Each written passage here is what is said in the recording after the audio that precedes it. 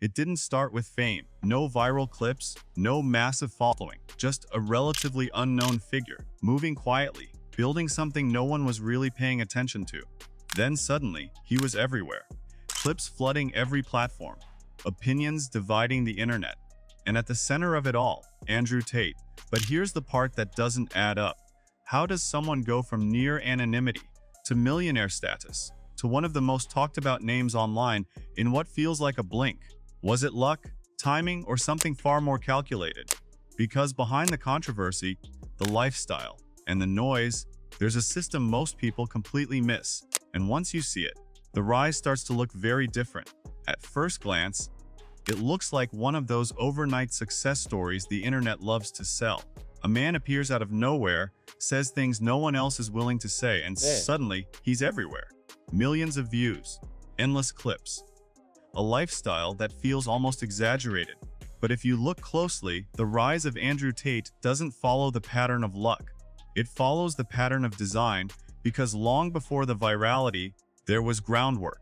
Before the podcasts, before the controversy, before the wealth displays, Tate's first identity was built in a completely different arena, professional kickboxing. He wasn't just participating, he was competing at a high level, winning world titles, building discipline, and more importantly, learning something subtle but powerful.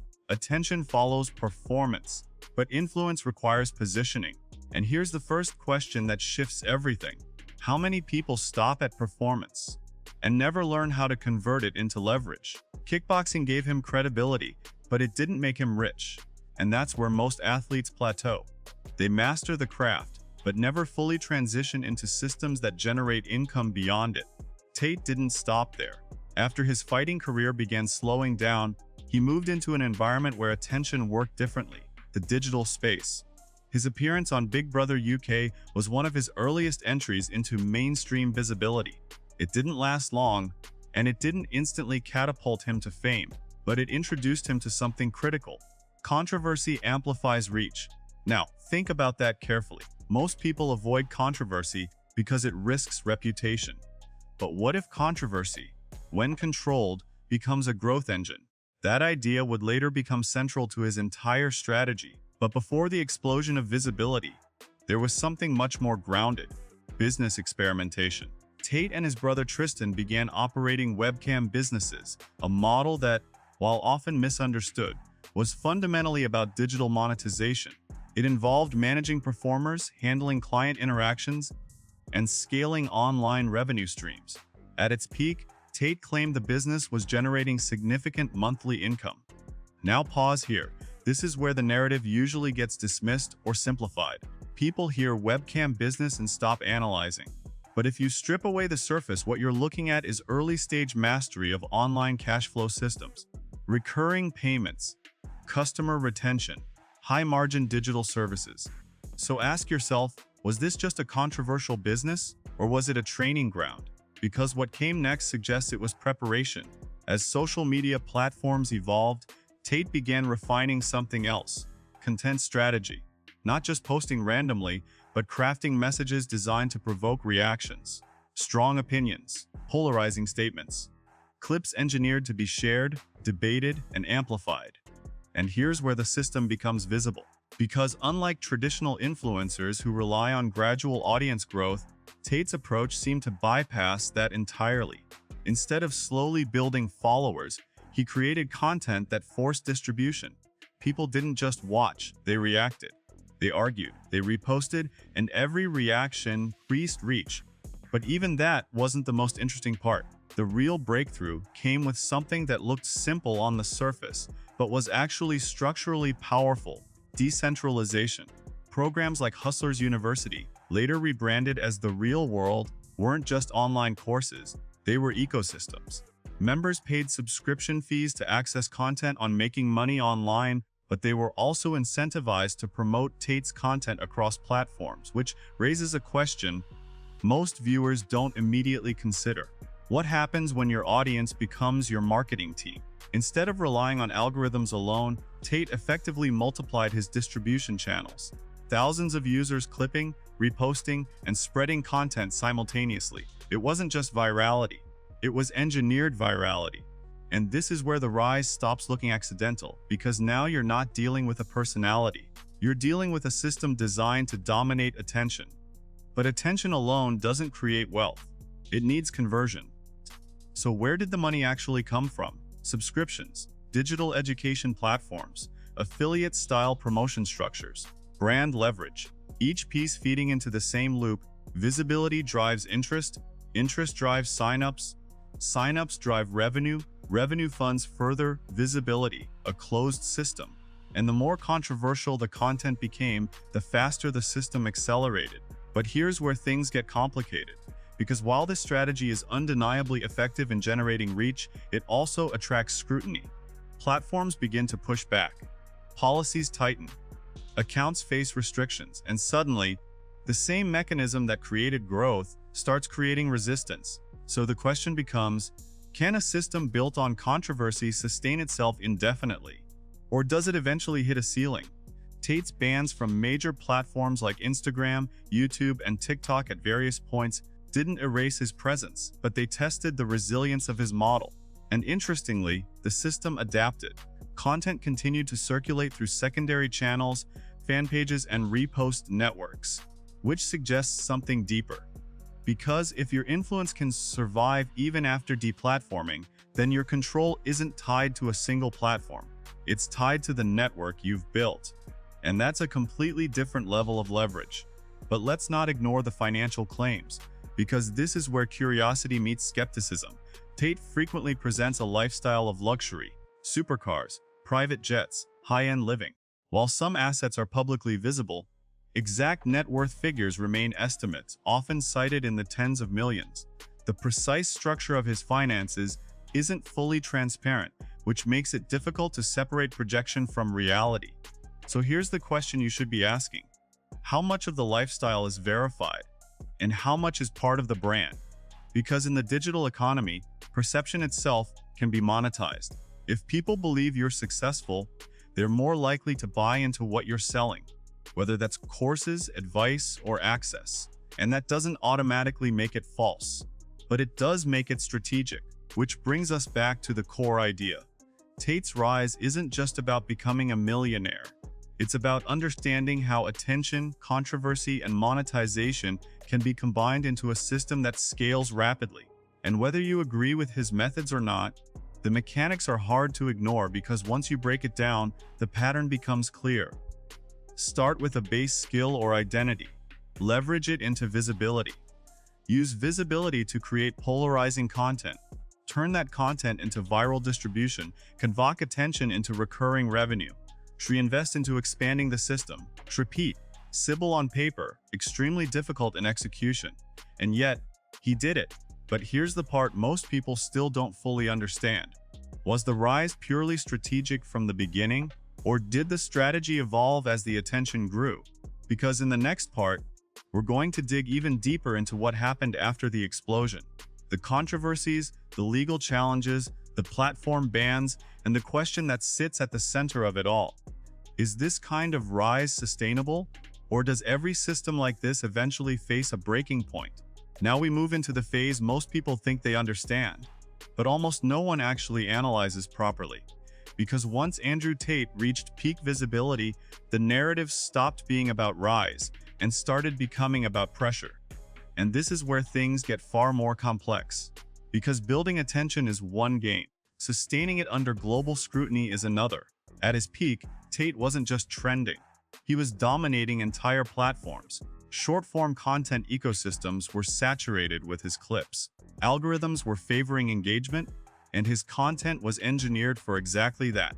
Strong reactions, emotional triggers, and sharp, decisive statements. But here's the question that quietly sits underneath all of this. What happens when the same system that fuels your growth starts triggering resistance from the platforms themselves? Because that's exactly what followed. Major platforms began restricting or banning his accounts, citing policy violations.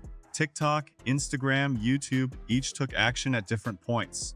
On the surface, it looked like a shutdown, but if you've been paying attention, something unusual happened. He didn't disappear. His content kept spreading. Fan pages, affiliate-style accounts, repost networks, thousands of decentralized channels continued distributing his message. In fact, in some ways, the bans amplified curiosity. People who had never heard of him before suddenly started asking, why is this guy being banned everywhere? And that question alone became a new engine of growth. So now we're looking at a system that doesn't just survive pressure, it feeds on it. But here's where you need to be careful not to oversimplify, because while attention increased, so did scrutiny. Legal challenges began to enter the picture. Tate and his brother faced investigations in Romania related to allegations involving human trafficking and organized crime.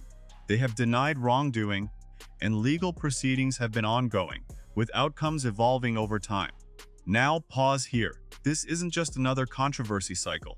This is where the stakes shift from reputation to reality. Because no matter how strong a digital system is, legal frameworks operate outside of algorithms.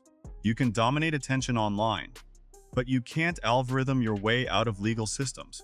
So the real question becomes, can a digital empire remain stable when external pressure reaches this level? And more importantly, was the system built to handle this, or just to grow fast?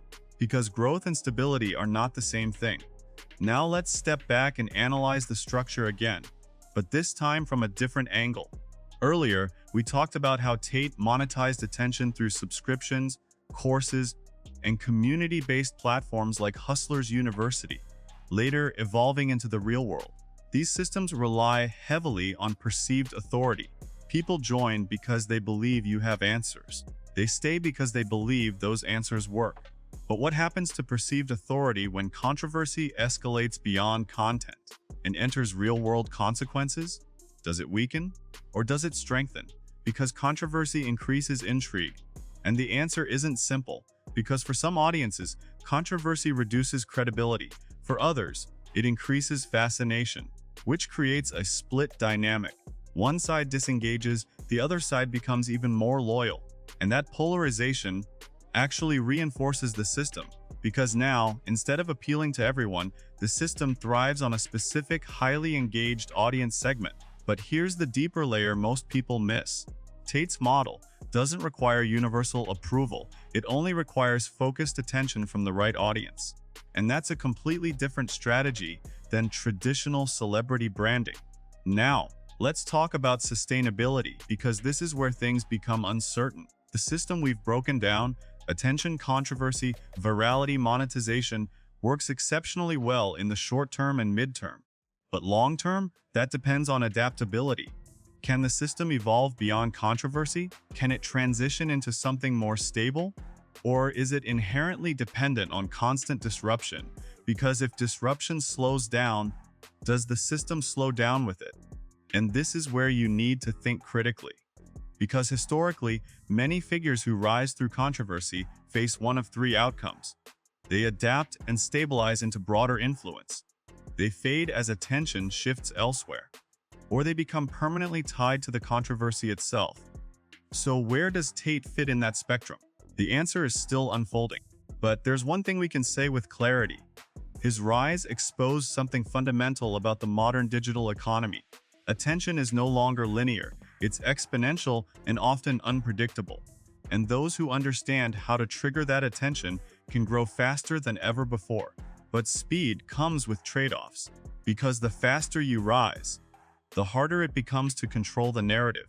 And eventually, the system you built starts interacting with forces you didn't fully control: platforms, public opinion, legal systems, global scrutiny. And that's where the real test begins. Not during the rise, but after it. So let's bring this back to you for a second, because this isn't just about one individual. It's about a model, a blueprint, a way of understanding how influence and money intersect in the modern world. And whether you agree with Tate's methods or strongly oppose them, there's still something valuable in analyzing the structure itself. Because once you see how attention can be engineered, you start seeing it everywhere. In influencers, in entrepreneurs, in viral personalities. Different styles, same underlying mechanics. Which leads to one final question you should be asking yourself. If you had the ability to build this kind of system, would you? Not just the money, not just the fame, but everything that comes with it: the pressure, the scrutiny, the constant need to maintain relevance. Because that's the part no one highlights in the beginning: the cost. And sometimes, that cost only becomes visible after the rise is complete. Now I want to hear your perspective. Do you think Andrew Tate's rise was purely strategic? Or did it rely heavily on controversy to accelerate? And more importantly, do you believe this kind of system can actually last long-term? Or is it built to peak and decline? Drop your thoughts in the comments. Let's break this down together. If you found this breakdown valuable and want more deep, cinematic analysis on powerful personalities and the systems behind their success, make sure you like this video, share it with someone who needs to see the bigger picture, and subscribe to CelebSpot, because here we don't just follow trends, we decode them.